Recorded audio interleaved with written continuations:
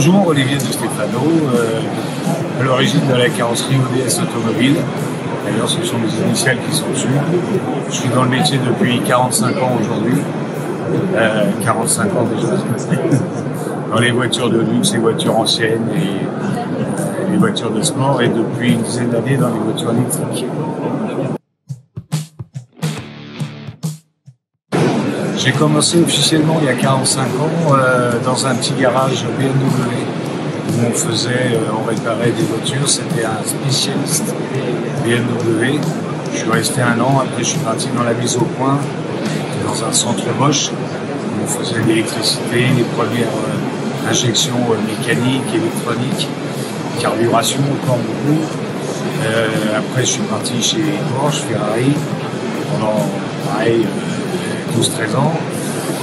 J'ai pris la direction d'une grosse carrosserie où il y avait à peu près 50 personnes spécialisées dans les voitures anciennes. Et j'ai monté mon entreprise il y a un peu plus de 20 ans, 23 ans. Pourquoi je ne suis pas resté dans le véhicule moderne? C'est pas compliqué parce que les voitures anciennes que j'ai faites, les voitures modernes à l'époque où je les ai faites, donc il y a 45 ans, sont devenues des voitures anciennes. Donc les voitures anciennes, je les connais puisque je les ai faites neuves. Et puis j'aime bien ce style de voiture. C'est de la vraie mécanique, c'est des carburateurs, c'est le début des injections, il y a de l'électricité, il y a une odeur, il y a un savoir-faire qui est important et qui est super par rapport à une voiture moderne, sur lequel malheureusement on n'a plus grand chose à faire, hormis faire une vidange et changer les pneus et les plaquettes de fois.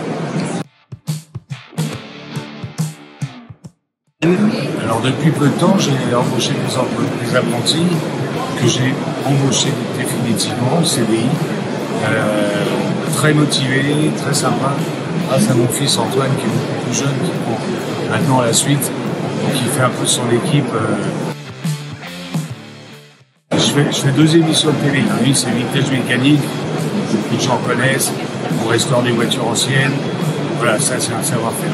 L'autre, ça s'appelle Top Mécanique, c'est un challenge entre deux personnes. Je prends beaucoup de jeunes parce que j'aime bien leur transmettre. J'aime bien voir comment ils vont travailler plus tard. Déjà, si ça les passionne, et c'est le meilleur moyen pour leur transmettre un savoir-faire.